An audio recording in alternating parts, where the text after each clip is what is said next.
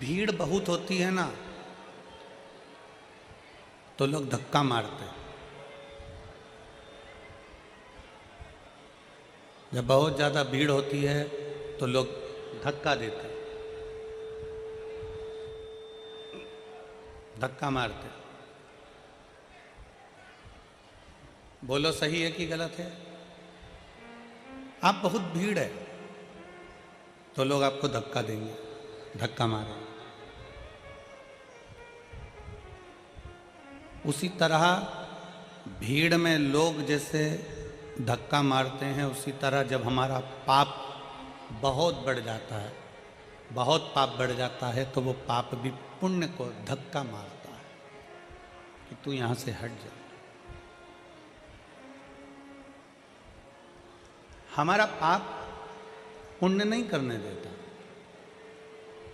पाप पुण्य को प्रबल नहीं होने देता, पाप पुण्य को धक्का मारकर एक और कर देता।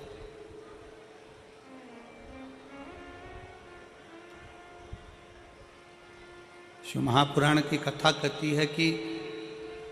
बहुत भीड़ होने पर लोग धक्का देते हैं, उसी तरह पाप भी पुण्य को धक्का देता है कि तू एक और हो जा, इसको पाप करने दे, इसको पाप और बढ़ाने दे। पाप जब बढ़ेगा तो ये अच्छा कर्म अगर करेगा तो इसको भगवान की शरणागति मिल जाएगी, और अगर पाप ही पाप करता रहेगा, बेकार ही बेकार कर्म करता रहेगा, तो फिर भटक जाएगा।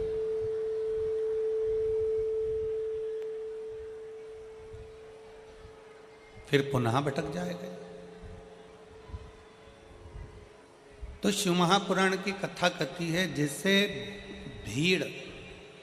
धक्का देती है, बहुत भीड़ होने पर धक्का लगता है, उसी तरह शिव महापुराण की कथा कहती है जब हम भगवान शंकर को एक लोटा जल समर्पित करते हैं, शिव जी की अविरल भक्ति को धारण करते हैं, शंकर भगवान के भजन में हम डूबे रहते हैं, श्री शिवाय नमस्तुभ्यम हम जपते रहते हैं, भगवान शंकर का गुणगान करते रहते हैं, तो भगवान शिव भी हमें उन्नति की ओर बढ़ाने के लिए, आगे बढ़ाने के लिए एक थोड़ा सा धक्का मार ही देते हैं और हम उन्नति की सीढ़ी पर चढ़ ही जाते हैं। मान लो यदि किसी एक लक्ष्य को आप लेकर बैठे हैं,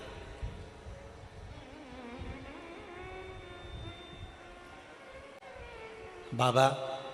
हमारा ये काम कर देना, बाबा हमारा ये कार्य पूर्ण कर देना, बाबा हमारा ये कार्य पूर्ण कर दीजिए,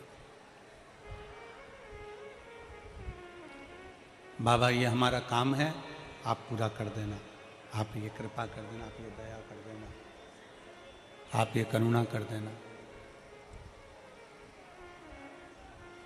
शिव महापुराण की कथा कहती है अगर आपका वो कार्य नहीं हुआ, मान लो तुमने मेहनत भी करी, सब कुछ करा, खूब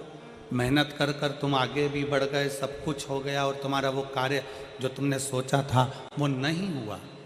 तो भगवान शंकर को उसके लिए भी धन्यवाद देना।